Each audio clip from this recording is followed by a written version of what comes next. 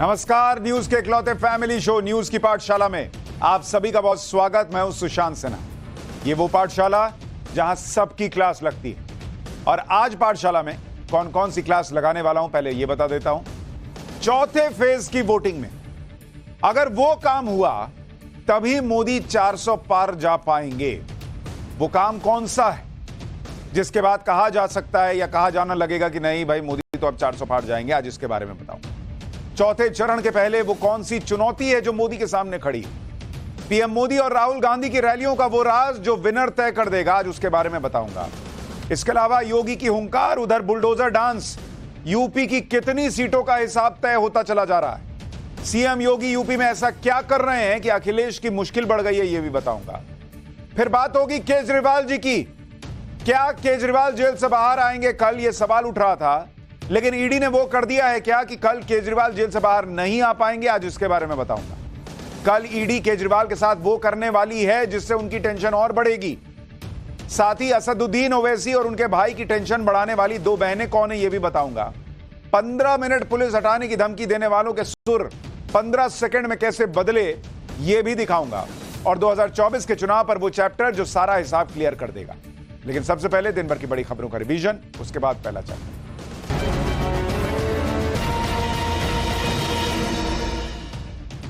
भारत में लोकसभा चुनाव को लेकर रूस ने बड़ा दावा किया है। रूस के विदेश मंत्रालय ने कहा है कि अमेरिका भारत की राजनीतिक स्थिति में गड़बड़ी पैदा करने की कोशिश कर रहा है। साथ ही अमेरिका भारत के चुनाव को प्रभावित करना चाहता है। रूस के विदेश मंत्रालय ने कहा कि अमेरिका लगातार भारत पर बेबुनियाद आरोप लगा रहा है। इसकी आशंका प्रधानमंत्री मोदी ने टाइम्स नाउ और भारत को दिए इंटरव्यू में भी जताई थी। पीएम ने कहा था कि पूरी दुनिया भारत के चुनाव को प्रभावित करने की कोशिश कर रही है, जो नहीं करना चाहिए।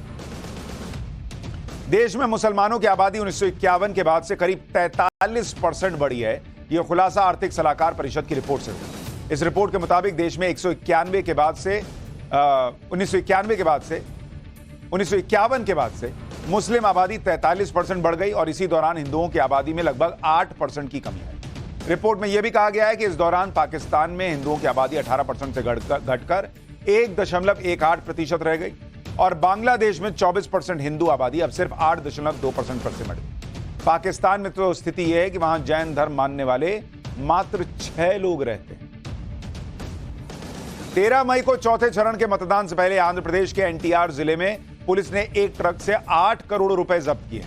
13 मई को आंध्र प्रदेश में विधानसभा चुनाव के लिए वोटिंग होनी है। चुनाव से पहले चेकिंग के दौरान पुलिस ने एनटीआर जिले में पाइप से लदे ट्रक में 8 करोड़ रुपए पकड़े। पुलिस ने कैश जब्त करने के साथ ट्रक में सवार 2 लोगों को भी हिरासत में लिया। मामले में आगे की कार्रवाई चुनाव आयोग करेगा। दक्षिण कश्मीर में लगातार हो रहे एनकाउंटर पर पीडीपी की अध्यक्षा महबूबा मुफ्ती ने सवाल उठाए। उन्होंने आरोप लगाया कि उन्हें संसद पहुंचने से रोकने के लिए बहिष्कार का माहौल बनाया जा रहा है और केंद्र सरकार अनंतनाग, राजौरी और पुंछ में एनकाउंटर करवा रही है। उनका यह बयान तब आया जब सेना ने एक दिन पहले कुलगांव में वांटेड आतंकी बासित डार समेत 3 आतंकियों को एनकाउंटर में ढेर किया। हरियाणा में बीजेपी सरकार पर 3 निर्दलीय विधायकों के समर्थन वापस लेने के बाद संकट बना हुआ है। हरियाणा के पूर्व डिप्टी सीएम और जेजेपी के अध्यक्ष दुष्यंत चौटाला ने हरियाणा के गवर्नर को चिट्ठी लिखी। चिट्ठी में उन्होंने विशेष सत्र बुलाकर फ्लोर टेस्ट की मांग की। उन्होंने कहा कि उनकी पार्टी सरकार बनाने वाली किसी भी पार्टी को समर्थन देने के लिए तैयार है। उत्तराखंड में 4 धाम यात्रा से पहले कई इलाकों में भारी बारिश का कहर देखने को मिला। बद्रीनाथ हाईवे पर लैंडस्लाइड से सड़क बंद हो गई। बागेश्वर में भारी बारिश के बाद नदी नाले उफान पर है। अल्मोड़ा में भी मूसलाधार बारिश के बाद घरों और दुकानों में मलबा घुस गया। कई जगह सड़कों पर खड़ी गाड़ियां मिट्टी और कीचड़ में धंस गई।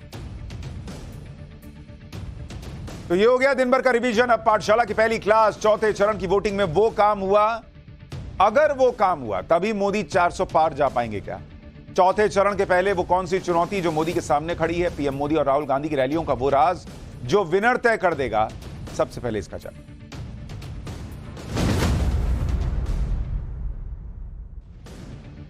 2024 का यह चुनाव अब बहुत ही निर्णायक मोड़ पर खड़ा है, क्रूशियल स्टेज में। 3 दिन बाद चौथे चरण के वोट पड़ने और यह चौथा चरण एक तरह से गड्ढों वाली सड़क है प्रधानमंत्री मोदी और बीजेपी के लिए, जिसे अगर उन्होंने पार कर लिया, कायदे से पार कर लिया, तो सीधे फिर हाईवे एक्सप्रेसवे पर आ जाएंगे और फिर कोई उस गाड़ी को रोक नहीं पाएगा। क्योंकि अब तक के 3 चरण का हाल यह है कि 283 सीटों पर वोटिंग हो चुकी है। अमित शाह 283 में से 190 सीटें जीतने का दावा कर रहे हैं। 400 सीटें जीतने के लिए एनडीए को बाकी बची 260 में से 210 सीटें जीतनी होंगी। अभी ये ग्राफिक्स मत चलाइए। तो अभी उनको 260 में से 210 सीटें और जीतनी है अगर 400 पहुंचना है अमित शाह के दावे के साथ। यानी अगले 4 चरण में एनडीए के पास सिर्फ 50 सीटें ही खोने का स्कोप। इन 260 सीटों में से करीब 40% सीटें चौथे चरण में निपट जानी है, क्योंकि चौथे चरण में 13 राज्यों की 96 सीटों पर वोट डलेंगे। 400 पार तक पहुंचने के लिए बीजेपी को इसी फेज में सबसे ज्यादा सीटें खींचनी होंगी, तभी बीजेपी 400 पार पहुंच पाएगी, जैसा वो टारगेट मानकर चल रही है। और अगर अमित शाह का दावा 190 सीटें अब तक जीतने का सही है तो। लेकिन क्या ये इतना आसान है? दरअसल चौथा चरण क्यों निर्णायक है इसे समझना हो, क्योंकि इस चरण में कम से कम 5 राज्य ऐसे हैं जहां पर बीजेपी के पास अपनी सीटें बढ़ाने का स्कोप है, और 4 राज्य ऐसे हैं जहां पर बीजेपी ने इस चरण की सभी सीटें जीती थी। तो उन्हें बचाने की भी जिम्मेदारी है कि भाई फिर से सारी जीतनी होगी। इसे आगे आपको विस्तार से बताऊंगा। पहले यह देखिए कि चौथे चरण में 13 मई को यानी सोमवार को वोटिंग कहां होनी। इसमें आंध्र प्रदेश की सभी 25 सीटें शामिल हैं, तेलंगाना की 17 सीटें, यूपी की 13 सीटें, महाराष्ट्र की 11 सीटें, पश्चिम बंगाल की 8, मध्य प्रदेश की 8, बिहार की 5 सीट इसमें शामिल है। इसके अलावा झारखंड की 4 सीट, ओडिशा की 4 सीट, जम्मू कश्मीर की 1 सीट पर वोट पड़ना है। चौथे चरण में जहां जहां खास तौर पर बीजेपी को अपनी सीटें बढ़ाने का स्कोप है, उनमें एक तो है आंध्र प्रदेश, जहां पर 25 सीटों पर मतदान है। इसके अलावा तेलंगाना की 17 सीटें हैं जहां बीजेपी गेन कर सकती है। बंगाल की 8 सीटें हैं जहां बीजेपी और बढ़त पा सकती है। यानी 25 और 17 को अगर आप जोड़िए तो 42 और 8 50 सीटें ऐसी हैं जहां बीजेपी गेन कर सकती है। और अगर यह कर लिया तो फिर तो भैया खेला हो जाएगा। इसीलिए कह रहा हूं, यह चौथा चरण समझिए कितना इंपॉर्टेंट है। इसके अलावा चौथे चरण में जिन राज्यों में बीजेपी ने सारी सीटें जीत ली थी पिछली बार 2019 में, उसमें यूपी की जिन 13 सीटों पर वोटिंग हो रही है, वो 13 की 13 सीटें 2019 में बीजेपी ने जीती। मध्य प्रदेश की 8 की 8 जीती थी, बिहार की 5 की 5 और उड़ीसा की 4 की 4, यानी 13, 8, 21, 5, 26, 4, 30 सीटें ऐसी हैं जहां बीजेपी को फिर से यह परफॉर्मेंस रिपीट करना होगा अगर उसे 400 पार जाना है। यानी 30 की 30 सीटें फिर से जीतनी होंगी।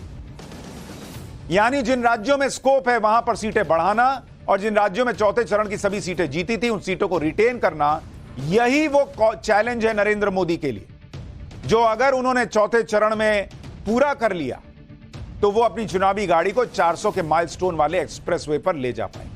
और इसीलिए हमने कहा कि यह चौथा चरण नरेंद्र मोदी के लिए सबसे इंपॉर्टेंट रहने वाला है। बीजेपी और एनडीए के लिए चौथे चरण में कहां कितनी सीटें बढ़ाने का स्कोप है, आपको वो भी बताता हूं, क्योंकि यहां से आपको पता चलेगा कि यह चौथा चरण बीजेपी के लिए क्यों निर्णायक हम कह रहे हैं। जिस फोर्थ फेज की हम बात कर रहे हैं, फोर्थ फेज, उसमें देखिए जैसे है राज्य, कुल सीट,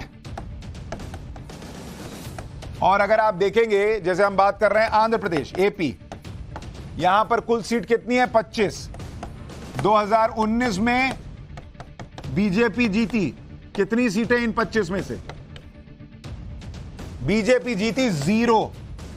यानी अगर नरेंद्र मोदी अमित शाह 400 का टारगेट लेके चल रहे हैं तो उनके पास इन 25 सीटों में ज्यादा से ज्यादा सीटें जीतने का चैलेंज है फोर्थ फेज में। 0 से काम चलेगा। इसके अलावा आप देखिए तेलंगाना की जो टोटल सीटें हैं वो 17, और बीजेपी ने पिछली बार यहां जीती थी मात्र 4 सीट, यानी 13 सीटें और हैं जहां बीजेपी को मेहनत करनी हो। इसके अलावा है बंगाल में कुल सीट जिसमें तीसरे फोर्थ फेज में वोटिंग हो रही है वो है 8, और ये फोर्थ फेज का बता रहा हूं, फोर्थ फेज, उसमें 8 सीट पे पड़ रही है। बीजेपी ने इसमें से जीती थी 3, यानी 5 सीट ऐसी है जहां बीजेपी गेन कर सकती है। इसके अलावा है महाराष्ट्र, वहां पर इस बार वोटिंग हो रही है 11 सीट पर और बीजेपी ने जीती थी 10, तो यहां पर 1 सीट और बढ़ा सकती है। इसी तरह झारखंड की 4 सीटों पर मतदान है, बीजेपी ने 3 जीती थी 2019 में, 1 सीट वहां भी गेन कर सकती है। लेकिन मेजर जो बीजेपी गेन कर सकती है वो है तेलंगाना और आंध्र प्रदेश। अगर चौथे चरण की सीटों पर 2019 के हिसाब से ओवरऑल रिजल्ट देखें तो चौथे चरण की जिन 96 सीटों पर अब मतदान होना है उसमें पिछली बार एनडीए को 49 सीटें आई थी और इन 49 में बीजेपी ने 42 जीती थी। इंडी गठबंधन को 12 सीटें आई थी और अन्य के खाते में 35 सीटें गई थी। यानी बीजेपी के लिए यहां चैलेंज है कि वो इन 35 प्लस 12 यानी 47 सीटों में सेंध लगाए, तभी वो अपना ओवरऑल रिकॉर्ड सुधार पाएगी। यानी अगर पिछले 3 चरण में अमित शाह के किए दावे के हिसाब से देखें तो एनडीए 3 चरण में 190 के पार और इस चरण के बाद बहुमत के आंकड़े यानी 272 के करीब पहुंच सकती है अगर अमित शाह का दावा सही है। और अगर बहुमत के आंकड़े के करीब पहुंचे तो फिर 400 तक का जो टारगेट बीजेपी ने रखा है उस तक बीजेपी के लिए पहुंचना आसान हो पाएगा। अब अगर बीजेपी और एनडीए को अपनी टैली को 400 पार पहुंचाना है तो इस चरण में 2 राज्य ऐसे हैं जहां अपनी सीटें उसे बढ़ानी है। एक आंध्र प्रदेश, दूसरा तेलंगाना। दोनों को मिलाकर कुल 42 सीटें और आंध्र प्रदेश तेलंगाना में बीजेपी खूब मेहनत भी कर रही है। कल ही पीएम का रोड शो आंध्र प्रदेश में हुआ है। आंध्र प्रदेश में इस बार बीजेपी का मजबूत गठबंधन भी है। आज ही अमित शाह तेलंगाना में थे, उन्होंने वहां पर रैली की और यह दावा किया कि तेलंगाना में इस बार बीजेपी 10 से ज्यादा सीटें जीतने वाली है और तेलंगाना में डबल डिजिट नरेंद्र मोदी को 400 पार करा देगा। पिछले बार 4 जीते थे, इस बार डबल डिजिट में जाते हैं तो 6-7 सीट का गेन होगा। इसका मतलब सुनिए अमित शाह को, उन्होंने क्या कहा है, फिर आपको बताऊंगा कि आंध्र प्रदेश और तेलंगाना में बीजेपी की सीटें बढ़ भी सकती हैं या नहीं। 2019 में तेलंगाना की महान जनता ने हमें 4 सीट दी है, मगर मैं आज सुन लो रेवंत रेड्डी, आज कहकर जाता हूं इस बार तेलंगाना में हम 10 से ज्यादा सीटें जीतने वाले हैं। तेलंगाना का ये double digit score Modi ji को 400 पार कराने वाला है। तेलंगाना से बीजेपी को सीटें बढ़ने की पूरी उम्मीद है, इसलिए क्योंकि अगर 2014 से लेकर अब तक तेलंगाना में बीजेपी का परफॉर्मेंस देखें तो बीजेपी का ग्राफ यहां बढ़ता चला गया है। 2014 के लोकसभा चुनाव में तेलंगाना में बीजेपी का वोट शेयर 10.5% था और बीजेपी को 1 सीट मिली थी। लेकिन 2019 के लोकसभा चुनाव में तेलंगाना में बीजेपी का वोट शेयर मतलब डबल से जरा सा ही पीछे रहा और 19.5% को क्रॉस कर गया और बीजेपी की सीटें भी बढ़कर 1 से 4 हो गई। यानी अमित शाह हवा में बात नहीं कर रहे। 10.5 का 19.6 हो सकता है और उसके बाद मेहनत भी की है इन लोगों ने, तो हो सकता है तेलंगाना में बीजेपी की सीटें बढ़ जाए। तेलंगाना में बीजेपी बहुत मजबूत हुई है, इसका पता विधानसभा चुनाव के नतीजों से भी चलता है, क्योंकि 2018 का विधानसभा चुनाव तेलंगाना में बीजेपी का वोट शेयर 7% था और बीजेपी ने 1 सीट जीती। लेकिन 2023 के विधानसभा चुनाव में बीजेपी ने अपना वोट शेयर डबल करके 14% किया और बीजेपी की सीटें बढ़कर 8 हो गई। यानी 1 विधानसभा सीट जब जीते थे 2018 में तो 2019 में उनको 1 सीट आई थी लोकसभा में और 2023 में 8 विधानसभा सीट जीते हैं, माफ कीजिएगा 4 लोकसभा सीट आई थी 1 विधानसभा सीट जीतने पर। इस बार 8 सीट है विधानसभा में, तो उसको आप कैलकुलेट कीजिए, फिर ये डबल डिजिट में जाने की उम्मीद है या नहीं आपको पता चल जाएगा। इसी तरह से आंध्र प्रदेश में इस बार बीजेपी का मजबूत गठबंधन। 2019 के चुनाव में आंध्र प्रदेश में बीजेपी का कोई मजबूत गठबंधन नहीं था, इसलिए 2019 के चुनाव में आंध्र प्रदेश की 25 सीटों में बीजेपी को 1 सीट भी नहीं आई थी। टीडीपी को 3 सीटें मिली थी और वाईएसआर कांग्रेस को 22। लेकिन इस बार टीडीपी और जनसेना पार्टी के साथ बीजेपी का मजबूत गठबंधन है, तो 2014 के चुनाव के परफॉर्मेंस को रिपीट करने की बीजेपी उम्मीद कर रही हो। अब आप कहेंगे 2014 में आंध्र प्रदेश में क्या हुआ था भाई? टीडीपी को 15 सीटें आई थी 2014 के लोकसभा चुनाव में और बीजेपी को 2 सीट। अगर यह कमाल बीजेपी और टीडीपी मिलकर फिर से कर पाए तो जिन 25 सीटों पर बीजेपी 0 पर थी उनमें अगर 15, 17, 12 भी जीत ली तो इधर कुछ और तेलंगाना में कुछ और जोड़कर बीजेपी की ओवरऑल टैली पर इफेक्ट पड़ेगा। इसीलिए हम कह रहे हैं ये चौथा फेज बीजेपी के लिए बहुत इंपॉर्टेंट है और बीजेपी को भी उम्मीद होगी कि इस बार आंध्र प्रदेश की 25 सीटों में से एनडीए की सीटें 2019 के मुकाबले बढ़ेंगी। लेकिन यह चौथा चरण इतना आसान किसी के लिए भी नहीं है, क्योंकि यह ऐसा चरण है जिसमें कई सीटों पर बहुत क्लोज फाइट पिछली बार रही। कई सीटें ऐसी हैं जो एक पार्टी से दूसरी पार्टी के पास जाती रहीं और बहुत कम सीटें हैं जिनमें जीत का अंतर बहुत ज्यादा था। जैसे 11 सीटें ऐसी हैं चौथे चरण में जहां पर जीत का अंतर 1%, यानी 10,000 वोट से भी कम था। ऐसी 11 सीटें। सिर्फ 20 सीटें ऐसी हैं जो पिछले 3 लोकसभा चुनाव से लगातार एक पार्टी के पास है। मात्र 3 सीट ऐसी है जहां पर जीत का अंतर 2019 में 35% या उससे ज्यादा था, जिसको आप सेफ सीट कर सकते हैं। 21 सीटें ऐसी हैं जो स्विंग सीट, यानी जो सीट किसी भी पार्टी की तरफ चली जाती हैं, वो भी इसी चौथे फेज में पड़ रही हैं। समझ रहे हैं आप चौथा फेज कितना इंपॉर्टेंट रहने वाला है इस पूरे चुनाव में? यानी चौथा चरण पहले के चरणों के मुकाबले ज्यादा चुनौतीपूर्ण है, ज्यादा महत्वपूर्ण है। लेकिन इसमें भी बीजेपी को दूसरों के मुकाबले बढ़ा था। आप कहेंगे ऐसा क्यों? वो मैं बताता हूं। चौथे फेज के बारे में जब बात कर रहे हैं, फोर्थ फेज, एक एक एनालिसिस समझते जाइए, आपको समझ में आएगा चुनाव किस दिशा में जा रहा है। चौथा चरण, कुल सीट कितनी है चौथे चरण में? वोटिंग हो रही है 96 सीट पर। इसमें 40% से ज्यादा वोट शेयर वाली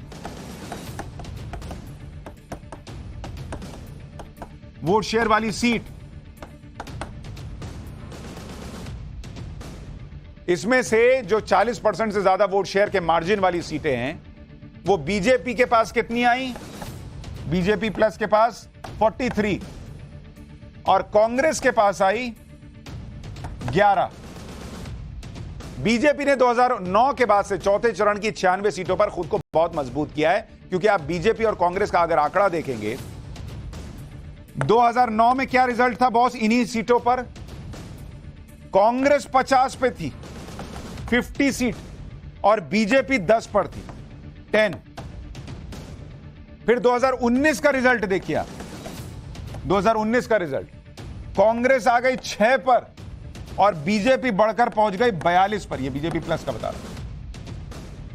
चुनाव दर चुनाव बीजेपी खुद को मजबूत कर रही है और कांग्रेस का ग्राफ गिरता जा रहा है। लेकिन राहुल गांधी अलग ही दावा कर रहे हैं। यह चुनाव नरेंद्र मोदी के हाथ से निकल चुका है, यह वो दावा कर रहे हैं। वो दावा कर रहे हैं कि मोदी हार रहे हैं। राहुल गांधी को एक बार सुनिए, फिर बताता हूं कि राहुल गांधी की चुनावी गारंटी को किसने चाइनीज गारंटी बताया। देश की शक्ति, देश के युवाओं, नरेंद्र मोदी के हाथ से चुनाव निकल रहा है। वो स्लिप कर रहे हैं और हिंदुस्तान के प्रधानमंत्री नहीं बनेंगे। उन्होंने डिसीजन ले लिया है कि अगले 4-5 दिन में आपके ध्यान को भटकाना है, कुछ ना कुछ ड्रामा करना है। आपके ध्यान को भटकना नहीं चाहिए। बेरोजगारी सबसे बड़ा मुद्दा है। नरेंद्र मोदी जी ने आपको कहा था कि 2 करोड़ युवाओं को रोजगार देंगे, झूठ बोला, नोटबंदी की, गलत जीएसटी लागू की और सारा का सारा काम अदानी जैसे लोगों के लिए किया है। जो राहुल गांधी और कांग्रेस पार्टी पूरे चुनाव में यही माहौल बनाते रहे हैं कि नरेंद्र मोदी भटकाने की राजनीति कर रहे हैं, वो अब कह रहे हैं कि नरेंद्र मोदी 4-5 दिन में भटकाएंगे। अरे भाई तय कर लो, पहले भटका रहे थे कि अब भटकाएंगे। राहुल गांधी को शायद यह भरोसा है कि चुनाव में जो गारंटी वो दे रहे हैं उससे उन्हें वोट मिल जाएंगे। राहुल गांधी इसी गारंटी के भरोसे हैं। लेकिन अमित शाह कह रहे हैं कि राहुल गांधी की गारंटी तो चाइनीज गारंटी है, जिस पर भरोसा नहीं किया जा सकता। सुनिए अमित शाह को, फिर वो आपको डेटा बताऊंगा जिससे देखकर आप खुद समझ जाएंगे कि ये चुनाव किसके हाथ से निकल सकता है। 2024 का जो चुनाव है, ये राहुल गांधी वर्सेस नरेंद्र मोदी का चुनाव है। ये चुनाव वोट फॉर जिहाद, इसके अगेंस्ट वोट फॉर विकास का चुनाव है। ये चुनाव परिवार के कल्याण, अपने परिवार के कल्याण के विरोध देश की जनता के कल्याण का चुनाव है। ये चुनाव राहुल गांधी की चाइनीज गारंटी के खिलाफ मोदी जी की भारतीय गारंटी का चुनाव है। अमित शाह जो कह रहे हैं और राहुल गांधी जो कह रहे हैं वो तो आपने सुन लिया। लेकिन राहुल गांधी को ये कोई बताए कि सिर्फ गाड़ी में घूमकर वीडियो बना देने से चुनाव नहीं जीते जाते। इस चुनाव में सबसे बड़ा फैक्टर तो पहले खुद नरेंद्र मोदी है। नरेंद्र मोदी की गारंटी के नाम पर वोट पड़ते हैं। नरेंद्र मोदी जानते हैं कि उनके चुनाव में उतरने से कैसे चुनाव पलट सकता है, इसलिए 400 प्लस जैसे टफ टारगेट को पाने के लिए वो खूब मेहनत भी कर रहे हैं, खूब पसीना बहा रहे हैं। और जो राहुल गांधी ये दावा कर रहे हैं कि ये चुनाव तो नरेंद्र मोदी के हाथ से निकल गया है, वो खुद चुनाव में कितना पसीना बहा रहे हैं आपको दिखाता हूं। आप मेहनत का फैक्टर देखिए।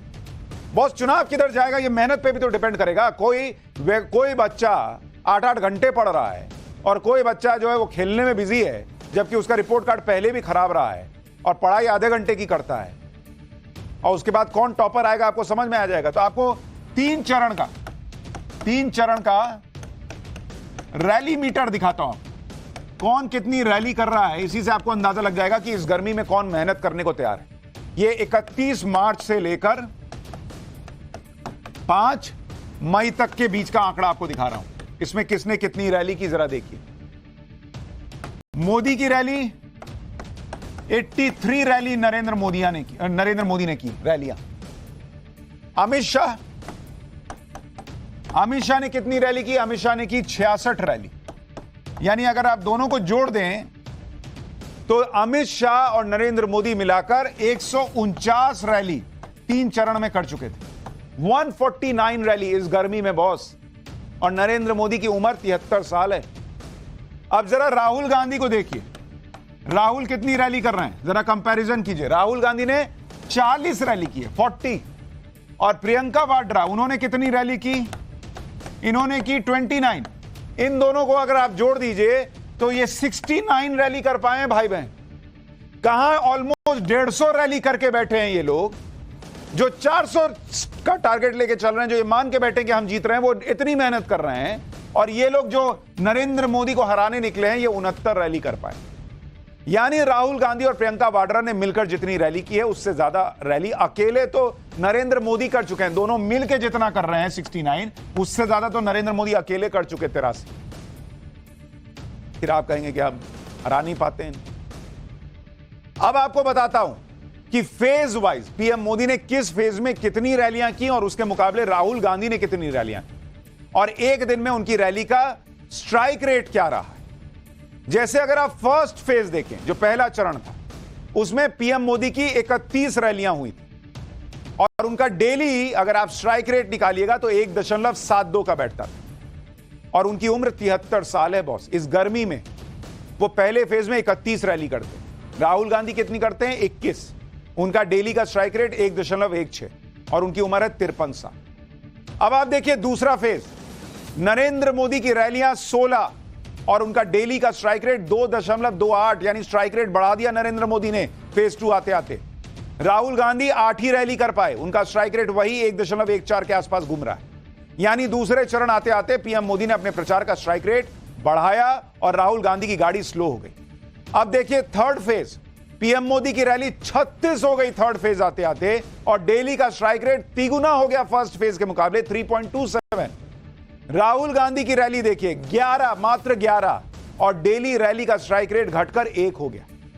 यानी तीसरा चरण आते आते पीएम मोदी ने चुनाव प्रचार का strike rate almost first phase के मुकाबले ट्रिपल कर लिया, और राहुल गांधी लगातार अपने प्रचार की गाड़ी को स्लो करते गए। मोदी और मेहनत कर रहे हैं, राहुल गांधी को बीच बीच में रेस्ट चाहिए, और फिर कह रहे हैं कि मोदी चुनाव हार। आप यह भी देखिए कि पीएम मोदी ने अपने प्रचार की लाइन लेंथ को कैसे तय किया, और प्रचार के दौरान राहुल गांधी की क्या रणनीति रही। पहले पीएम मोदी के प्रचार की रणनीति को समझिए। पीएम मोदी ने सबसे ज्यादा 12 रैली महाराष्ट्र में की। महाराष्ट्र वो राज्य है जिसे स्विंग स्टेट माना जाता है। उसके बाद पीएम मोदी ने के फोकस में यूपी रहा, जहां लोकसभा की सबसे ज्यादा सीटें हैं। यहां पीएम ने 10 रैली की। कर्नाटक और राजस्थान में पीएम मोदी ने 8 रैलियां की। लोकसभा के हिसाब से ये दोनों ही राज्य बीजेपी का गढ़ है। पीएम मोदी ने बिहार और पश्चिम बंगाल में 6-6 रैलियां की। बंगाल में तो बीजेपी के सामने ममता बनर्जी की चुनौती है। पीएम मोदी ने अपनी 83 रैलियों में से 17% रैलियां उस दक्षिण भारत में की जहां बीजेपी को कमजोर माना जाता है। इसी तरह अमित शाह ने भी 16% रैलियां दक्षिण भारत के राज्यों में की, ताकि उन राज्यों में बीजेपी की टैली को बढ़ाया जा सके जहां पिछले बार बीजेपी पिछड़ गई। वहीं राहुल गांधी ने अपनी 58% रैलियां उस दक्षिण भारत में की जहां इंडी गठबंधन एनडीए के मुकाबले मजबूत है। प्रियंका वाड्रा ने 33% रैलियां दक्षिण भारत में की। यानी ये लोग अपनी ही ताकत, जो मतलब जिस सब्जेक्ट में इनको नंबर आते रहे हैं वही पढ़े जा रहे हैं, और नरेंद्र मोदी अपनी जो सब्जेक्ट पे मास्टरी है उसको तो पढ़ ही रहे हैं। जहां पिछली बार कम था वहां पर और मेहनत कर रहे हैं। और उसके बाद सवाल उठेगा कि भैया ये क्या हो गया, हम कैसे हारे। लेकिन मेहनत सिर्फ नरेंद्र मोदी नहीं कर रहे, उनकी पूरी टीम कर रही है। पाठशाला में अब अगली क्लास, इधर योगी की हुंकार, उधर बुलडोजर डांस, यूपी की कितनी सीटों का हिसाब तय हो गया है? सीएम योगी यूपी में ऐसा क्या कर रहे हैं कि अखिलेश की मुश्किल बढ़ गई है? देखिए जरा।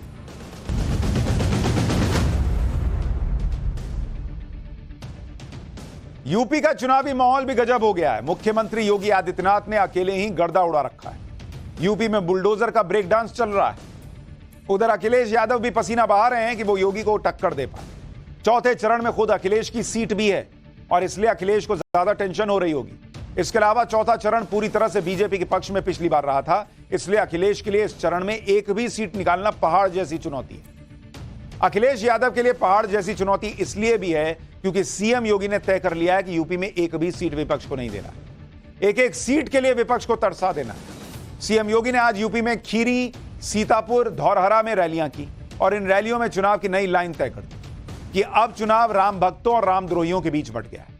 एक बार योगी आदित्यनाथ को सुनिए, फिर बताऊंगा कि यूपी में चुनाव के बीच बुलडोजर डांस कहां होने लगा है।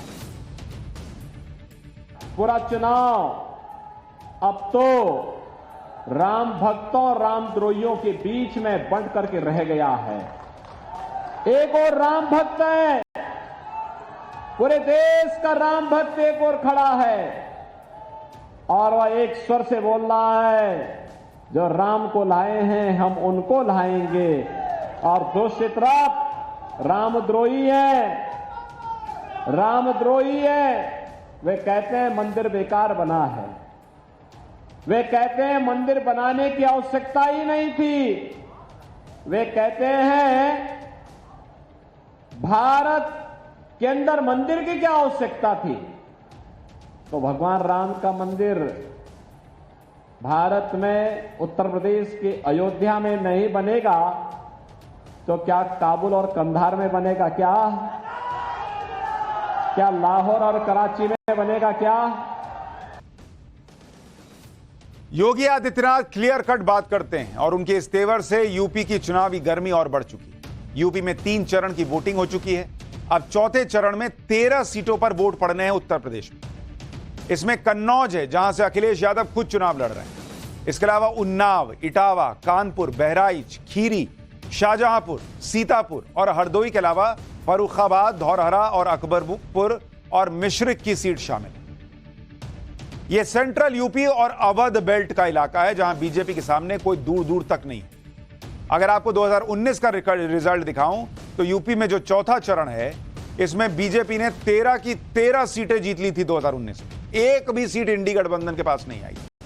यानी ना समाजवादी पार्टी, ना बीएसपी, ना कांग्रेस, सबका सुपड़ा साफ कर दिया था बीजेपी ने इस चौथे फेज की 13 सीटों पर। इस बार भी सीएम योगी ने तय किया है कि चौथे चरण की एक भी सीट किसी को नहीं लेने देंगे। सीएम योगी की पॉपुलैरिटी का हिसाब इसी से लगाइए कि कल वो फर्रुखाबाद में रैली करने गए तो उनके स्वागत में लोग बुलडोजर लेकर पहुंच गए। सीएम योगी के स्वागत में करीब 1 दर्जन बुलडोजर लेकर लोग चुनावी रैली वाले मैदान में गए। रैली से पहले योगी के समर्थकों ने बुलडोजर को गोल गोल नचाना शुरू कर दिया। बुलडोजर का यह डांस सोशल मीडिया पर खूब वायरल हो रहा है, जरा देखिए।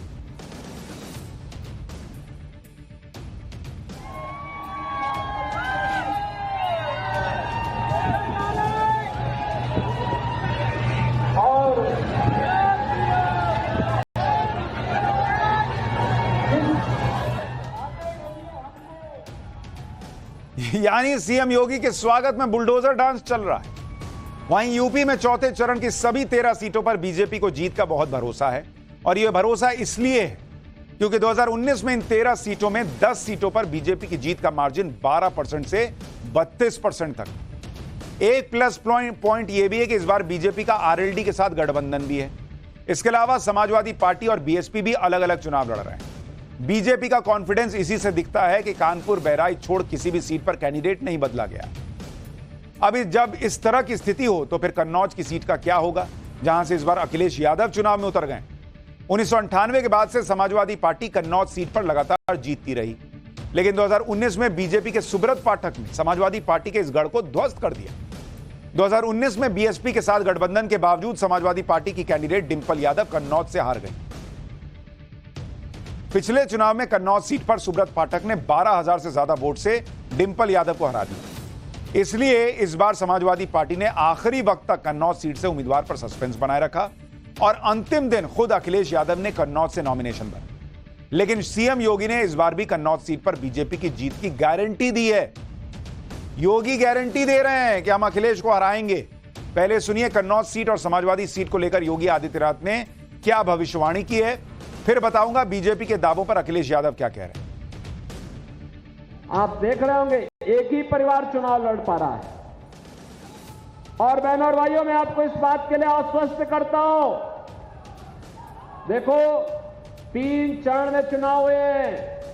समाजवादी पार्टी के एक ही परिवार के लोग 5 लोग चुनाव लड़ रहे हैं। 3 के चुनाव संपन्न हो गए, तीनों के तीनों भाजपा की झोली में जाएंगे। चौथे चरण में कन्नौज में भी चुनाव होने जा रहा, वही भाजपा के झोली में जाएगा। और छठे चरण में आजमगढ़ में होगा, वो भी भाजपा की झोली में जाएगा। एकदम 0/0 होगा इनका, खाता ही नहीं खुलने देंगे। उधर समाजवादी पार्टी के अध्यक्ष अखिलेश यादव ने भी आज बहराइच और लखीमपुर खीरी में चुनावी रैलियां। अखिलेश यादव ने शुरुआत के 3 चरण के चुनाव के बाद यूपी ही नहीं देश भर में बीजेपी का बैलेंस डगमगाने का दावा किया। साथ ही अखिलेश ने कहा कि बीजेपी हार के डर से इतना घबरा गई है कि तीसरे चरण के बाद 400 पार का नारा देने वाले नेताओं की भाषा बदल गई। अखिलेश यादव को एक बार सुनिए, फिर आपको यूपी में चौथे चरण की एक और हॉट सीट का गणित बताऊंगा। ये सरकार वाले सोच रहे हैं कि अब उनका क्या होगा। भाषा बदल गई इनकी क्या नहीं बदल गई? पिछले 3 चरणों में जब से ये हारे हैं, इनके बड़े बड़े नेताओं की भाषा बदल गई है। और दिल्ली वाले जो प्रधान सांसद हैं, वो तो जाने कितना घबरा गए हैं। अब तो वो अपने ही खासम खास लोगों के लिए बुरा भला कह रहे हैं। जो सबसे करीब थे उनके, जो दाना पानी का इंतजाम करते थे, उनके खिलाफ ही हैं। तो आप देखिए अखिलेश यादव अपना दावा ठोक रहे हैं। वो कह रहे हैं कि भैया यहां पर बीजेपी का बैलेंस बिगड़ चुका है। चौथे चरण में यूपी की एक और सीट है जिसकी बड़ी चर्चा हो रही है। यह है खीरी लोकसभा सीट, जहां केंद्रीय मंत्री अजय मिश्र टेनी को बीजेपी ने एक बार फिर से कैंडिडेट बनाया। अजय मिश्र टेनी के पास इस बार खीरी सीट पर जीत की हैट्रिक लगाने का मौका है। लेकिन 2 साल पहले किसान आंदोलन के दौरान खीरी में थार से कुचलकर जो किसानों की मौत हुई थी, उसके बाद पहली बार अजय मिश्र टेनी चुनाव लड़ रहे हैं। और किसानों के ऊपर थार चढ़ाने का जो आरोप है अजय मिश्र टेनी के बेटे पर, वो अभी भी लोगों के जहन में होगा। इसलिए आज खीरी पहुंचे अखिलेश यादव ने थार को मुद्दा बनाकर बीजेपी कैंडिडेट अजय मिश्र टेनी को निशाने पर लेने की कोशिश की। सुनिए अखिलेश यादव ने क्या कहा, फिर बताऊंगा कि अखिलेश यादव मायावती के टारगेट पर क्यों आए। लखीमपुर का किसान और लखीमपुर की जनता ने इस बार मन बनाया है कि थार का जवाब वोट से देने का काम यहां के लोग करेंगे। जो लोग कह रहे हैं कि उन्हें और बड़ा बना देंगे, हमें पूरा भरोसा है लखीमपुर की जनता पर और किसानों पर, क्योंकि ये जिला हमारा बॉर्डर जिला है। इस बार इतना वोट यहां की जनता डालेगी, इतना वोट डालेगी कि बीजेपी का प्रत्याशी बॉर्डर के बाहर फेंक दिया जाएगा। लेकिन चौथे चरण से पहले अखिलेश यादव की एक और मुसीबत है जो बढ़ गई। मायावती ने आज अखिलेश के खिलाफ मोर्चा खोल दिया। मायावती आज कन्नौज में थी। उन्होंने बीएसपी कैंडिडेट इमरान जाफर के समर्थन में विशाल रैली की। इस दौरान उन्होंने अखिलेश यादव के मुस्लिम प्रेम में की जमकर धज्जियां उड़ाई। मायावती ने कहा कि समाजवादी पार्टी को परिवार से ही फुर्सत नहीं मिलती। कन्नौज में मुस्लिम आबादी ज्यादा है, लेकिन टिकट के लिए परिवार के लोग खड़े हो जाते हैं। आपको सुनाता हूं बीजेपी का नाम लेकर मायावती ने कैसे अखिलेश यादव पर निशाना साधा। तो सपा का मुखिया क्या कहता है कि ये तो बीजेपी के इशारे पर मुस्लिम समाज को टिकट दिया गया है। आपके कन्नौज लोकसभा की सीट में मुस्लिम आबादी काफी ज्यादा है। सपा तो मुसलमान को कभी टिकट देती नहीं है। उनको तो अपने परिवार से ही फुर्सत नहीं मिलती टिकट देने में, बंटवारा करने में। तो समाजवादी पार्टी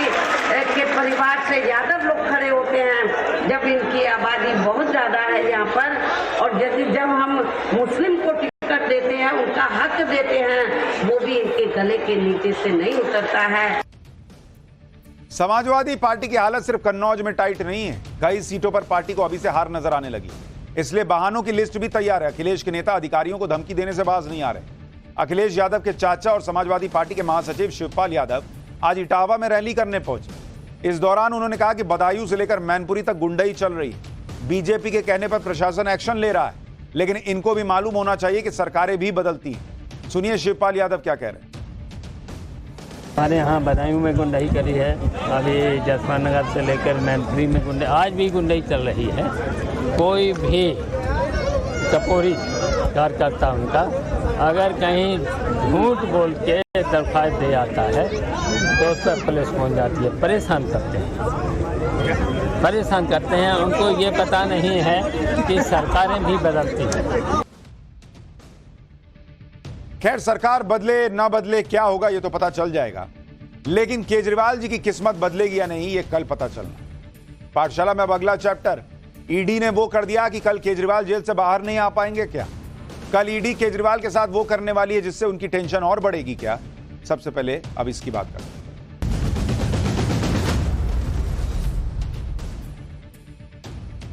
कल का दिन आम आदमी पार्टी और अरविंद केजरीवाल के लिए बड़ा दिन है। आम आदमी पार्टी ने तो बैंड बाजा ढोल वाले बुक कर लिए होंगे, क्योंकि मिठाइयों का ऑर्डर भी शायद हो सकता है दे दिया होगा, क्योंकि उन्हें तो उम्मीद होगी कि सुप्रीम कोर्ट से केजरीवाल को कल राहत मिल जाएगी और केजरीवाल चुनावी कैंपेन के लिए जेल से छूट जाएगी। ये वो सोच रहे होंगे, उम्मीद कर रहे हैं। लेकिन बैंड बाजा ढोल वालों का एडवांस बेकार भी जा सकता है और मिठाइयों के ऑर्डर कैंसिल भी करने पड़ सकते हैं, क्योंकि कल केजरीवाल के बड़े दिन से पहले ईडी ने 2 ऐसे काम कर दिए जिससे केजरीवाल के लिए राहत नहीं आफत भी आ सकती, क्योंकि ईडी ने केजरीवाल की जमानत के विरोध में सुप्रीम कोर्ट में हलफनामा दाखिल कर दिया है और शुक्रवार को ईडी केजरीवाल के खिलाफ पहली चार्जशीट दाखिल करने जा रही है। ईडी के हलफनामे में क्या है और जो चार्जशीट शुक्रवार को फाइल होने वाली है उसमें क्या है जिससे केजरीवाल का तिहाड़ से निकलना मुश्किल हो सकता है, वो आपको इसके बारे में बताता हूं। केजरीवाल की जमानत के विरोध में आज ईडी ने सुप्रीम कोर्ट में जो हलफनामा दाखिल किया है उसमें ईडी ने क्या क्या कहा है वो सुनिए। हलफनामे में ईडी ने कहा है कि केजरीवाल की तरफ से मुख्य तौर पर चुनाव में प्रचार के लिए अंतरिम जमानत की मांग की गई, जबकि चुनाव के लिए प्रचार करने का अधिकार न तो मौलिक अधिकार है, न ही संवैधानिक अधिकार है और न ही कानूनी अधिकार। अब तक किसी भी राजनेता को प्रचार करने के लिए अंतरिम जमानत नहीं दी गई। अगर कोई नेता कस्टडी में है और चुनाव लड़ रहा है तो उसे भी अपने प्रचार के लिए जमानत नहीं दी गई। केजरीवाल तो चुनाव भी नहीं लड़ रहे हैं, तो इनको किस बात की जमानत मिलनी चाहिए? पिछले 5 साल में लगभग 123 चुनाव हुए हैं और अगर प्रचार के लिए जमानत दी जाने लगी तो किसी भी नेता को अरेस्ट नहीं किया जा सकता और ना ही न्यायिक हिरासत में रखा जा सकता, क्योंकि चुनाव तो पूरे साल चलते रहते हैं। ईडी करिए इनका अधिकार थोड़ी है भाई कि ये बाहर निकल कर प्रचार करेंगे, तो बाकी क्यों नहीं किए? आज तक तो किसी ने नहीं किया। अगर जमानत मिलती है तो इससे एक मिसाल कायम होगी जिससे सभी बेईमान राजनेताओं को चुनाव की आड़ में अपराध करने और जांच से बचने का मौका मिल जाएगा। नेताओं ने न्यायिक हिरासत में भी चुनाव लड़ा है और कुछ ने जीत भी हासिल की है, लेकिन प्रचार के आधार पर कभी अंतरिम जमानत नहीं दी गई। यानी ईडी ने साफ कह दिया कि केजरीवाल को चुनाव प्रचार के नाम पर कोई छूट नहीं मिलनी चाहिए, क्योंकि अगर ऐसा होगा तो फिर हर नेता चुनाव प्रचार के नाम पर राहत मांगेगा कि भाई हमको भी प्रचार करना, हमको भी बाहर जाने दीजिए। और जिस देश में हर साल कोई ना कोई चुनाव होता रहता है, वहां पर इस तरह से जेल में बंद नेताओं को कैंपेन करने में छूट देने का ईडी विरोध कर रही है। कह रहे भाई एक को दीजिएगा, कल को 10 खड़े होंगे कि हमको भी दीजिए, हमको भी दीजिए, हमको भी दीजिए। फिर किस मुंह से मना कर पाएंगे भाई कि इनको दिया उनको नहीं दिया? क्यों? और ये कोई संवैधानिक मौलिक अधिकार तो है नहीं कि भाई तुमको प्रचार करने के लिए जाना ही चाहिए, ये बहुत अच्छी बात है, फिर तो हर कोई मांगेगा। ईडी साफ साफ कह रही। एफिडेविट में ईडी ने केजरीवाल को अंतरिम जमानत का विरोध करते हुए यह भी कहा कि यह मानना ठीक नहीं होगा कि एक छोटे किसान या छोटे व्यापारी का काम एक नेता के प्रचार करने से कम महत्वपूर्ण है, खास तौर पर वो नेता जो चुनाव भी नहीं लड़ रहा। एक नेता किसी सामान्य नागरिक को मिलने वाले अधिकारों से अलग स्पेशल स्टेटस का दावा नहीं कर सकता और सामान्य नागरिक की ही तरह अपराध करने पर गिरफ्तार या हिरासत में लिया जा सकता है। अगर प्रचार करने के अधिकार के आधार पर अंतरिम जमानत दी जाती है तो यह संविधान के आर्टिकल 14 के सिद्धांतों का उल्लंघन होगा। यानी ईडी के मुताबिक केजरीवाल को कैंपेन के लिए छूट देने का मतलब यही होगा कि कानून की नजर में आम आदमी और नेता में अंतर दिखने लगेगा। इसलिए केजरीवाल को कैंपेनिंग करने के आधार पर राहत नहीं देनी चाहिए, ये ईडी बार बार कह रही है। ईडी ने अपने हलफनामे में जिस आर्टिकल 14 का जिक्र किया है वो क्या कहता है, आपको वो भी बताता हूं। संविधान के आर्टिकल 14 के मुताबिक देश में सभी न्यायालयों में कानून के सामने सभी व्यक्तियों के साथ समान व्यवहार किया जाएगा, चाहे वो अमीर हो, गरीब हो, सरकारी अधिकारी हो, कोई गैर सरकारी अधिकारी हो, कानून से कोई ऊपर नहीं है। और ईडी यही कह रही है कि अगर आप केजरीवाल को चुनाव प्रचार करने के लिए इजाजत दीजिएगा तो कल को आम आदमी दूसरा जो जेल में बंद वो कहेगा कि हमको क्यों नहीं सर, हमारे घर में कोई बीमार है, हमको फसल काटने जाना है, मेरी फसल जो है वो बर्बाद हो जाएगी, हमको फलाने काम के लिए जाना है, हमको ढिमकाने काम के लिए जाना है, सबके 10 काम निकल आएंगे। तो ये भेदभाव हो जाएगा ना फिर आर्टिकल 14 के हिसाब से। ये ईडी कह रही है। अब कोर्ट सुनेगा या नहीं सुनेगा तो कल पता चलेगा। केजरीवाल को अंतरिम जमानत के विरोध में ईडी ने जो हलफनामा दाखिल किया है वो तो केजरीवाल की मुश्किल बढ़ाएगा ही। उसके अलावा अब ईडी ने केजरीवाल के खिलाफ चार्जशीट दाखिल करने की भी तैयारी कर ली। सूत्रों के मुताबिक शुक्रवार को ईडी शराब घोटाले में केजरीवाल के खिलाफ चार्जशीट दाखिल करने वाली। शराब घोटाले में ईडी पहले भी चार्जशीट दाखिल कर चुकी है, लेकिन केजरीवाल के खिलाफ यह पहली चार्जशीट। सूत्रों के मुताबिक चार्जशीट में ईडी केजरीवाल को शराब घोटाले का किंगपिन और मुख्य साजिशकर्ता बता सकती है। सूत्र यह भी कह रहे हैं कि ईडी ने केजरीवाल से जुड़े मनी ट्रेल का पता लगा लिया है और उसे साबित भी कर सकती है। यानी 10 मई कल केजरीवाल की अंतरिम जमानत पर भी फैसला आ सकता है। ऐसे में ईडी की इस चार्जशीट से केजरीवाल के लिए नई परेशानी खड़ी हो सकती है। इसके अलावा केजरीवाल के खिलाफ प्रतिबंधित खालिस्तानी संगठन से फंडिंग लेने का भी आरोप है, जिसकी एनआईए जांच की सिफारिश दिल्ली के एलजी कर चुके हैं। और केजरीवाल की यह मुसीबत लगातार तब बढ़ रही है जब कल सुप्रीम कोर्ट केजरीवाल पर बड़ा फैसला सुना सकता है। अगर केजरीवाल को अंतरिम जमानत मिलती है तो इससे आम आदमी पार्टी को बड़ा बूस्ट मिल जाएगा और इसका असर चुनाव पर पड़ सकता है। दिल्ली की 7 सीट पर 25 मई को मतदान है और पंजाब की सभी 13 सीटों पर 1 जून को। केजरीवाल बाहर आते हैं तो इन दोनों राज्यों में आम आदमी पार्टी के कैंपेन को ताकत मिलेगी। खासतौर पर पंजाब में प्रचार करने के लिए केजरीवाल को करीब 22 दिन मिल जाएंगे। केजरीवाल को जमानत मिलने से इंडी गठबंधन को भी मजबूती मिलेगी। केजरीवाल दूसरे राज्यों में भी प्रचार कर सकते हैं। अगर जमानत नहीं मिलती है तो यह आम आदमी पार्टी के लिए बड़ा सेटबैक हो, क्योंकि केजरीवाल के अरेस्ट होने के बाद आम आदमी पार्टी सिर्फ एक ही मुद्दे पर प्रचार कर रही है। आम आदमी पार्टी सिर्फ यही प्रचार कर रही है कि केजरीवाल की गिरफ्तारी गलत थी और जेल का जवाब वोट से दिया जाएगा। अगर सुप्रीम कोर्ट से भी केजरीवाल को जमानत नहीं मिलती है तो आम आदमी पार्टी के इस कैंपेन को झटका लगेगा। इसके बाद आम आदमी पार्टी को नई प्लानिंग करनी पड़ सकती है।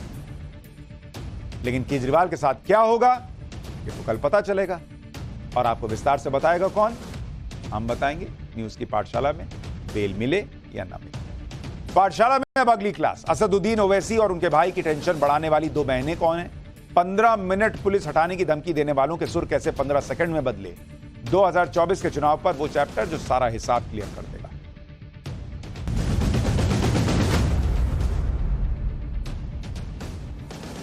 चौथे चरण में सोमवार को जो वोटिंग होने वाली है उनमें एक सीट ओवैसी की हैदराबाद की भी है। वैसे तो हैदराबाद की सीट पर 40 साल से ओवैसी और उनके परिवार का कब्जा है, लेकिन 40 साल में पहली बार ओवैसी और उनके परिवार के लिए बहुत बड़ा चैलेंज आ गया है, क्योंकि अपने ही गढ़ में ओवैसी और उनके भाई की टेंशन बढ़ाने के लिए 2 बहनें आ गई। ओवैसी को हैदराबाद में 2 महिलाओं ने घेर रखा है। एक तो है माधवी लता, बीजेपी की हैदराबाद से कैंडिडेट, और दूसरी है नवनीत राणा। माधवी लता हैदराबाद में ओवैसी के सामने चुनाव लड़ रही हैं और उनकी वजह से ओवैसी पहले से बहुत प्रेशर में है, लेकिन अब उनकी टेंशन बढ़ाने के लिए फायर ब्रांड नेता नवनीत राणा भी हैदराबाद पहुंच गई हैं। नवनीत राणा ने आज हैदराबाद में माधवी लता के लिए प्रचार किया और ऐसी बातें कही जो ओवैसी ब्रदर्स को तीर की तरह लगी। नवनीत राणा ने आज ओवैसी के छोटे भाई अकबरुद्दीन ओवैसी की 12 साल पुरानी धमकी का जवाब ऐसी बात कहकर दिया जो पूरे देश में वायरल हो गया वीडियो। आपको याद होगा साल 2012 में एक रैली में अकबरुद्दीन ओवैसी ने हिंदुओं को धमकाते हुए 15 मिनट के लिए पुलिस हटाने की बात कही, लेकिन आज उस 15 मिनट की धमकी के जवाब में नवनीत राणा ने तगड़ा रिप्लाई किया। पहले आप नवनीत राणा का यह बयान सुनिए, इसके बाद अकबरुद्दीन ओवैसी का पुराना बयान भी सुनवाता हूं। छोटा भाई बड़ा भाई ना, छोटा और बड़ा।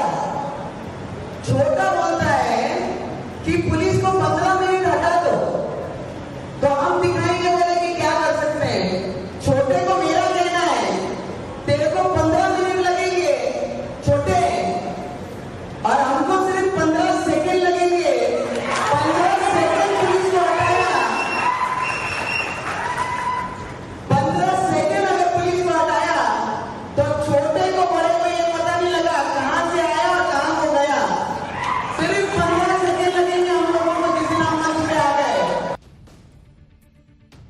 नवनीत राणा ने आज ओवैसी की ही भाषा में जवाब तो दे दिया, तो बवाल मच गया। अकबरुद्दीन की 15 मिनट वाली धमकी के जवाब में 15 सेकंड वाली बात कही गई, तो इसे सुनकर बड़े भाई असदुद्दीन ओवैसी ने तुरंत विक्टिम कार्ड खेल दिया। सरेंडर मोड पर चले गए ओवैसी। ये वही असदुद्दीन ओवैसी हैं जिन्होंने अपने छोटे भाई की इस धमकी का कभी विरोध नहीं किया, ना ही कभी उससे माफी मंगवाई, लेकिन आज अपने वोट बैंक के लिए इंसानियत की दुहाई दे रहे हैं। आज आपको असदुद्दीन ओवैसी का बयान भी सुनवाऊंगा, लेकिन उससे पहले जरा अकबरुद्दीन ओवैसी का वो 12 साल पुराना बयान सुनिए जिसमें उन्होंने 15 मिनट वाली धमकी दी। फिर दिखाऊंगा कि ओवैसी अपने भाई पे तो कुछ नहीं बोले, नवनीत राणा पे क्या बोल रहे हैं। हम 25 कौड़ है ना, तुम 100 कौड़ है ना, ठीक है। तुम तो हमारे से इतने ज्यादा है। 15 मिनट के लिए पुलिस को हटा लो, बता लेंगे किसमें हिम्मत है, कौन ताकत है।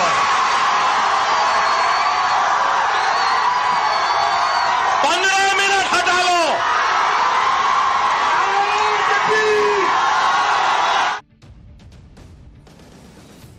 आप देखिए कि 2012 में देश में यह हाल था जब अकबरुद्दीन ओवैसी जैसे नेता देश में हिंदुओं को खुलेआम धमकी दिया करते थे 2012 में। लेकिन आज जब 15 मिनट के जवाब में 15 सेकंड की बात आई और नरेंद्र मोदी की सरकार है, तो असदुद्दीन ओवैसी के सुर बदल गए।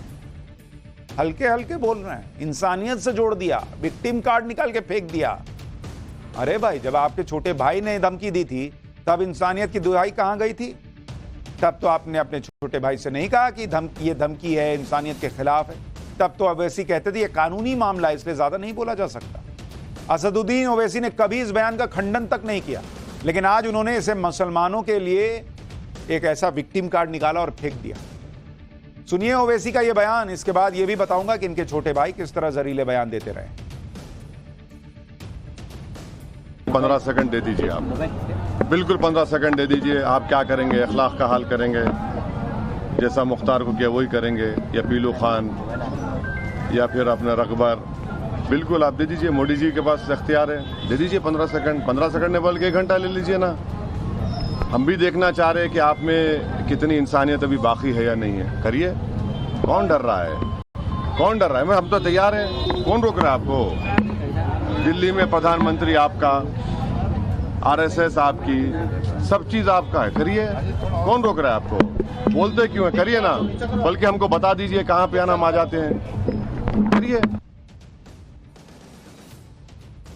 तो 15 मिनट पुलिस हटाने की बात करने वाले आज विक्टिम कार्ड खेल रहे हैं। ये भाई ने कहा था, आज भाई बड़े भाई कुछ और कह रहे हैं। ओवैसी तो विक्टिम कार्ड खेलने लगे और नवनीत राणा के बयान पर बवाल उठने लगा। लेकिन नवनीत राणा जिन माधवी लता के लिए ओवैसी के खिलाफ प्रचार करने गई थी, उन माधवी लता ने कहा कि नवनीत राणा जो बात कह रही है उसका मतलब कुछ और ही है। माधवी लता को सुनिए, वो 15 सेकंड का मतलब क्या बता रही हैं, और फिर आपको इसके आगे की बात बताऊं। हम लोग रजाकार के नहीं हैं, हम एमआईएम के वारिस नहीं हैं, हम किसी को डराते नहीं है, धमकाते नहीं है, हम चुटकी मारकर 15 मिनट के पुलिस हटाने के बात नहीं कहते हैं। हम यही कहना चाह रहे हैं कि भैया 15 मिनट क्यों, एक 15 सेकंड ले लो, अपना वोट डालो। ये जो भड़काऊ भाषण में मत आओ। सबका साथ, सबका विकास और विकसित भारत की ओर जाना है। एक 15 मिनट ही लगेंगे आपको जाके वोट डाल के आने के लिए, ये था उनका कहना। अब माधवी लता ने अलग ही खेल कर दिया। उन्होंने कहा हम तो 15 सेकंड का मतलब कहने के जाओ, 15 सेकंड में वोट दो, इसके अलावा और 15 सेकंड में क्या ही हो सकता है। यानी माधवी लता ने तो क्लियर कर दिया कि नवनीत राणा का बयान वोटर्स के लिए था कि जाओ वोट करो 15 सेकंड में, और 15 मिनट की बात करने वालों को नकार दो, और यह मुसलमानों के लिए नहीं था। लेकिन ओवैसी इसी पर इमोशनल कार्ड खेलने लगे। उन्होंने मुसलमानों को खतरे में बता दिया, यह कहा कि बीजेपी में कितनी इंसानियत बाकी है। अरे बॉस, पिछले 10 साल में पीएम मोदी की सरकार में मुसलमान को तो कहीं कोई दिक्कत नहीं हुई, लेकिन आज चुनाव में मुस्लिम वोट पाने के लिए फिर से मुसलमानों को डराना शुरू कर दिया। पीएम मोदी के दौर में भी ओवैसी के छोटे भाई ने कई बार हिंदुओं को धमकाया, लेकिन सबने शांति के साथ धैर्य का परिचय दिया। सुनिए अकबरुद्दीन ओवैसी का 2019 में दिया वो बयान जिसमें वो 15 मिनट पुलिस को हटाने की बात फिर से दोहरा रहे थे, लेकिन तब भी बड़े भाई ओवैसी ने इसका कोई विरोध नहीं किया। और याद रखो, दुनिया दुनिया उसी को डराती है जो डरता है, दुनिया उसी से डरती है जो डराना जानता है। क्या है अकबरुद्दीन ओवैसी से नफरत क्यों है? क्यों है?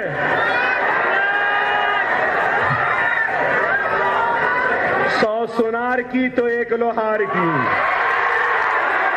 15 मिनट ऐसा ज़र्ब है जो अभी भी नहीं भर सका। 2012 में धमकी देने के बाद 2019 में भी अकबरुद्दीन ओवैसी इस तरह के भड़काऊ बयान दे रहे हैं। हैरानी तो आपको यह सुनकर होगी कि इसके बाद भी अकबरुद्दीन कोर्ट से बरी हो गए। 2022 में कोर्ट ने अकबरुद्दीन ओवैसी को बेनिफिट ऑफ डाउट यानी संदेह के आधार पर बरी कर दिया। अपने छोटे भाई के बरी होने पर असदुद्दीन ओवैसी सोशल मीडिया पर खुशी जाहिर कर रहे थे, लेकिन आज मुस्लिम वोट के लिए यह बात फैला रहे हैं कि बीजेपी राज में मुसलमान खतरे में। हालांकि पिछले कुछ सालों में ऐसे नेताओं का तापमान कुछ कम हुआ है। इसके अलावा हैदराबाद में बीजेपी नेता माधवी लता के आने से ओवैसी पर सियासी प्रेशर बहुत बढ़ गया है, इसलिए अब उनके भाई हिंदुओं की शक्ति का गुणगान कर रहे हैं। इस बयान को सुनकर आप हैरान रह जाएंगे कि ये वही अकबरुद्दीन ओवैसी जो कुछ साल पहले तक कुछ और कह रहे थे। सुनिए, इसके बाद इस बदलाव का कारण भी बताऊंगा, लेकिन पहले बदल कैसे गए ये तो सुनिए। हिंदुस्तान का मेरा हिंदू भाई कमजोर नहीं है, कोई उसकी बीवी का मंगलसूत्र छीन नहीं सकता। हिंदुस्तान किसी की जागीर नहीं, ना तेरी जागीर है ना मेरी जागीर है। इस मुल्क को हम सब ने सजाया है। हिंदुओं ने सोमनाथ की मंदिर से सजाया तो द्वारका की खूबसूरत मंदिर से सजाया, जगन्नाथपुरी के मंदिर से सजाया तो काशी विश्वनाथ की खूबसूरत मंदिर से सजाया, तो मुसलमानों ने मक्का मस्जिद से सजाया तो जामा मस्जिद से सजाया। राजस्थान के राजपूतों ने हवा महल जैसे महलात कई ऐसे महलात से सजाया है, तो हिंदुस्तान के सिखों ने सुनेरी गुरुद्वारा से सजाया है।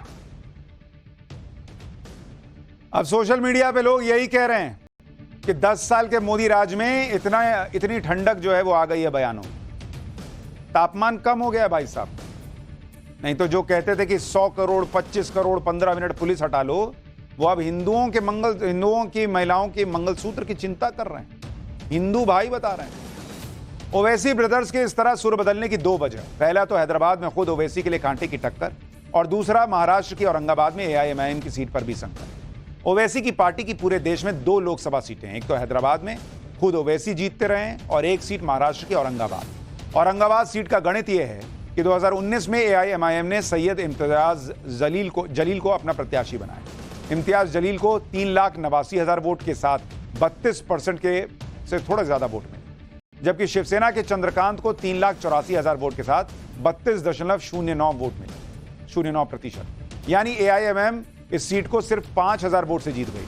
लेकिन इस बार यह माना जा रहा है कि बाजी पलट भी सकती। औरंगाबाद में भी चौथे चरण में ही वोटिंग होने वाली है, यानी हैदराबाद के साथ साथ ओवैसी की दूसरी सीट की भी किस्मत चौथे चरण में तय हो जाएगी। हैदराबाद में कई फर्जी वोटर्स हट गए हैं। ऐसे में शायद ओवैसी बंधुओं को समझ में आ रहा है कि सिर्फ मुस्लिम वोट से काम नहीं चलेगा, हिंदुओं का भी वोट चाहिए, और इसीलिए सुर बदल गए। अगर औरंगाबाद और हैदराबाद की दोनों सीटें ओवैसी के हाथ से चली जाती हैं तो संसद में ओवैसी की पार्टी AIMIM 0 हो जाएगी। इसलिए ओवैसी बहुत दबाव में होंगे, और ओवैसी के लिए इस बार बीजेपी ने जिस तरह से हैदराबाद में दमदार कैंडिडेट दिया है, उससे ओवैसी का चैलेंज बढ़ चुका है। माधवी लता धुआंधार प्रचार कर रही हैं। हैदराबाद के लोग क्या कह रहे हैं, सुनिए जरा जमीन पर क्या माहौल है। उसके बोलने की स्टाइल बहुत अच्छी है, भाषण वगैरह बहुत अच्छा देती है। हैदराबाद की शेरनी है वो। ये मुकाबला होगा मैडम, सक्सेस होंगे, पक्का जरूर होंगे। बहुत कोशिश कर रही इसके बारे में, बिल्कुल कामयाब होंगे। जैसे सुपर ये मोदी योगी के ट्रेंड में है, अभी तो टक्कर मिल रही है, दोनों में ही टकराव चल रहा है। अब आगे मालूम होगा कि दोनों में कौन आगे जाएगा या पीछे आएगा, अभी तो टकराव ही है। माधवी लता पसंद है या आपको लगता है असदुद्दीन ओवैसी ने काम नहीं किया है? वो काम किया, अगर वुमेन आता तो अच्छा लगता ना। तो भी ट्रम्प कार्ड कर रहे हैं on the name of religion. वैसे ही वो मुस्लिम का वोट के लिए थे, ये बीजेपी हिंदू वोट कर। कौन सही है नहीं मालूम। वो है एकदम गुरु है बहुत, हमारे हर वक्त साथ आवाज है, उन्होंने हर वक्त हमारे साथ खड़े हुए हैं। हमारे काम करेगी आएगी तो नहीं है, नया चेहरा है, वो इसी खाली बकवास करके छोड़ देता सबके साथ। बस चेंज चाहिए, कुछ चेंज चाहिए इसके लिए। तो ये हैदराबाद का माहौल, लोग कह रहे हैं माधवी लता हैदराबाद की शेरनी है, कुछ लोग कह रहे हैं नहीं भैया हम ओवैसी के साथ हैं, कई लोग चेंज की भी बात कर रहे हैं और बहुत सारे लोग टक्कर है ये कहने लगे हैं, वरना ओवैसी के लिए तो क्लियर मामला होता था। यही है ओवैसी की परेशानी बढ़ा रहा है। एक छोटा सा ब्रेक के उस पार आपको बताऊंगा कि पद्म सम्मान की वो तस्वीर दिखाऊंगा जो बताएगी कि पीएम मोदी ने कैसे पद्म सम्मान को आम जनता तक पहुंचाया है। दिल छू लेने वाली तस्वीर पीएम मोदी की पद्म सम्मान की, इस छोटे से ब्रेक के बाद।